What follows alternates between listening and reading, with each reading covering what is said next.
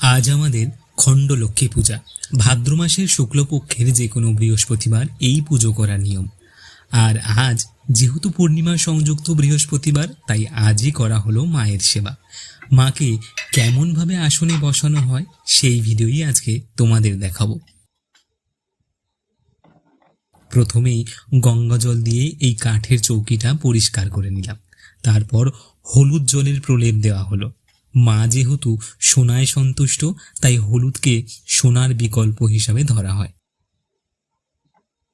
তারপর কুমকুম বা সিঁদুর দিয়ে মায়ের শক্তি চিহ্ন ও বীজ মন্ত্র লেখা হলো। সুন্দর ও পরিষ্কার একটি কাপড় তার উপর পাতা হলো। বেতের এই ছোট্ট ধামাটা পরিষ্কার করে নিলাম। এটার মধ্যেই মায়ের ধান সহ অন্যান্য সাজ সাজানো হবে। তারপর সিন্দুরের ফোঁটা দিয়ে তাতে ধান ভর্তি করে নিলাম। কিছুটা ধান আসনে ঢালা হলো।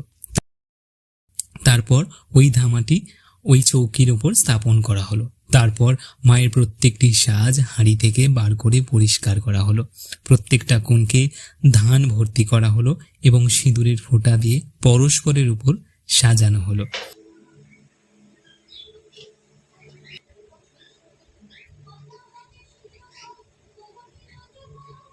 একদম সর্বোচ্চে একটি প্রধান গাছকৌটো রাখা হলো। শঙ্খ, কড়ি, সিন্দুর, গাছকৌটো আরও নানান দ্রব্যাদি পরস্পর সাজানো হলো।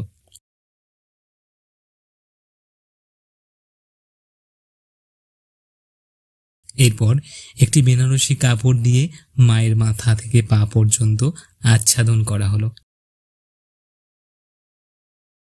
এদিকে ছোট মা গোটা বাড়ি সুন্দর করে আলপনা দিয়েছে, বেশ সুন্দর লাগছে।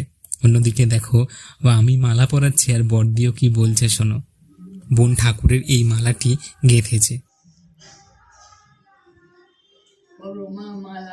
এর পরের ভিডিও আসছে মায়ের শৃঙ্গার দর্শন। রাধে রাধে।